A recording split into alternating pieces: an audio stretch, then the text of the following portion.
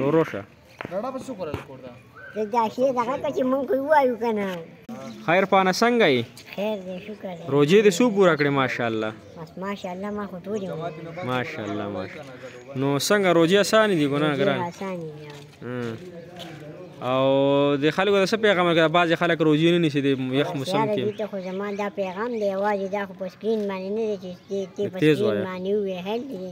زه کمزور یم، ځینې ویښ یم، نو یاره دوی دې مې نیسي که نه. دا د خدای نه ویرېږي. ښه ماشاءالله. نور څه وی؟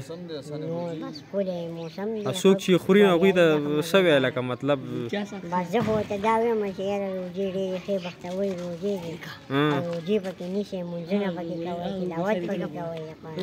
ښه ماشاءالله. اخیری اشاره شروع ده که نه؟ دا دغه د جهنم نه د خلاصېدو اشاره ده. مسافرو ته پکې څه مسافر مقصد سپیشل دوا څه دوا ورته انشاءالله نن ماښام به ورته سپیشل دوا کوم.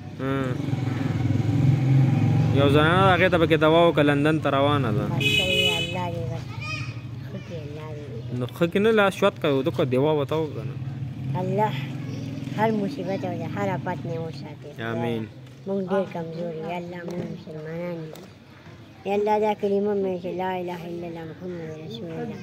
یا الله ټول مسلمانان دي، یا الله بل ملکونو ته دي کو، یا الله دلته دي کو، څوک د بار ملکونه راځي، خدای ته په خیر او صحیح او سلامت راولي خدای. امین. دا زمونږ دغه پیغام دی، بس دغه دواګانې ورته کوو دي خلکو ته.